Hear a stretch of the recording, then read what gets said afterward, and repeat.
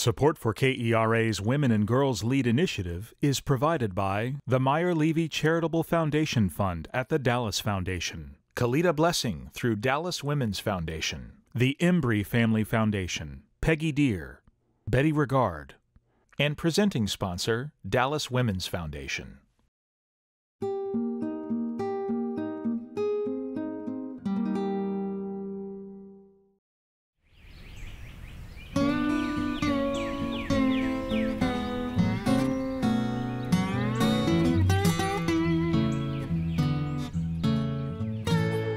I grew up in Leggett, Texas, a small town in southeast Texas, about as rural as they come. It was really interesting growing up in Leggett, and my memories go way back to the time I was probably 4 years old, because that's when I started school. I had to go with my mother. She had to walk my sister to school every day, and my sister started school when she was 5. I was 3, and my mother says I cried every day because I wanted to stay at school. And the second year, when my sister was 6 and I was 4, the teacher told her to just leave me there because they had seen me cry every day. I didn't want to leave. Just leave her here, and if we can teach her anything, she can stay. And I've been like a sponge ever since, trying to soak up everything.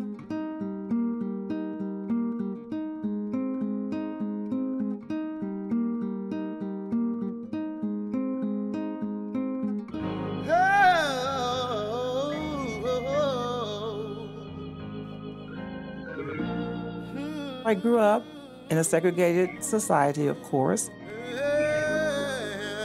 The story that sticks most in my mind, and it's just as vivid today as it was all those years ago. I was probably 10 years old. All 5 of us, my dad, my mom, and my 3 sisters, and I were in our pickup truck going to Lufkin. We stopped at the service station to get gasoline for the truck. A little girl about my age, white girl, came out to ask my daddy how much gas he wanted, and he told her. And she asked him something else. I don't remember what the question was, but he said, "Yes, ma'am." And I looked at him, and I looked at her, and I didn't say anything. When she left, I asked him, "Why did you say yes, ma'am," to her, with that kind of questioning in my mind? And he said, "Because I'm supposed to." I said, "Why?" He says, "Well, because that's the way it is." I said, "Why?" He said, "Because she's white." And I thought, oh my goodness, I have never been the same since that day. Something happened to me on the inside. I don't know what it is. I didn't know what it was then. But I became quite defiant in my spirit.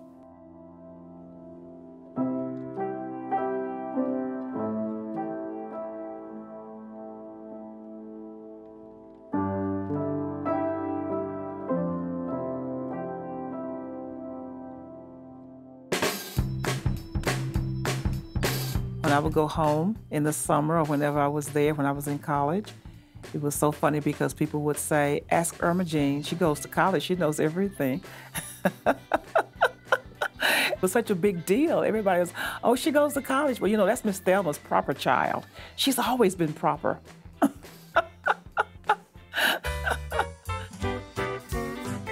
When I graduated from college, my very first teaching job was in Carthage, Texas.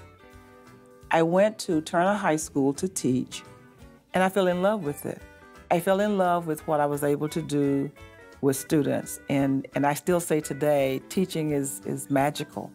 It's amazing when you watch what you can do to help people go from where they are to a whole different place. About 2 years later, I got selected to serve on a jury, along with a black man who was living there, who was born and raised in Carthage. And everybody who served on a jury got a ticket to go to Joe's Cafe and eat for free. And I said to him, I said, "You know, we're going in the front door with the white folk." And he looked at me and he turned ashen. He said, Oh, no, we're not. I said, are you chicken or what? I said, come on, you're the man, I'm the woman. Come on, just hang with me. He was shaking, literally shaking in his boots. But he followed me. He let me go front. So we sat at a table by ourselves. The waitress came over and she said, you'll have to go to the kitchen. And I said, why? And she said, because we don't serve colors in this part of the place. You have to go to the kitchen. I said, oh, no. And I said, I have a ticket. I said, I'm on the jury. I said, they said we could all have lunch here at Joe's Cafe. She said, but you have to eat it in the kitchen. I said, oh, no. I said, where's your manager? So she left. She came back. And she said, well, he said to go ahead and serve you up here. And they served us. And it was a talk of the town.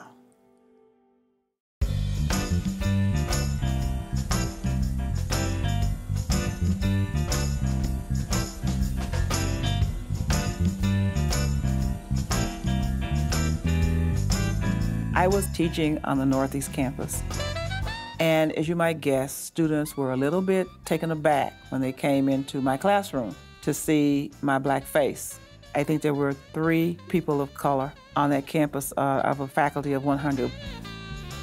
I was having the time of my life because I was also teaching so much more than what my subject matter was.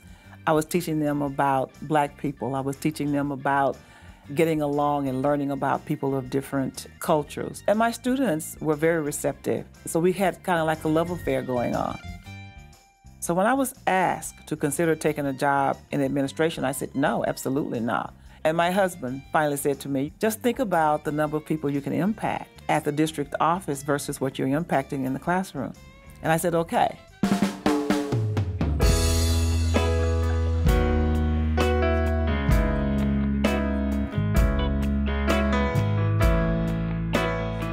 I would tell students, decide what you want to do with your life and stay on the line. Make a plan and stick to it. Be determined. Know that it won't always be easy, but also know that you can never sharpen a knife on velvet. I tell them that all the time. If you have no challenges, you'll never know how good you are. If you're always looking for the easy way out, you'll never know what you're capable of doing.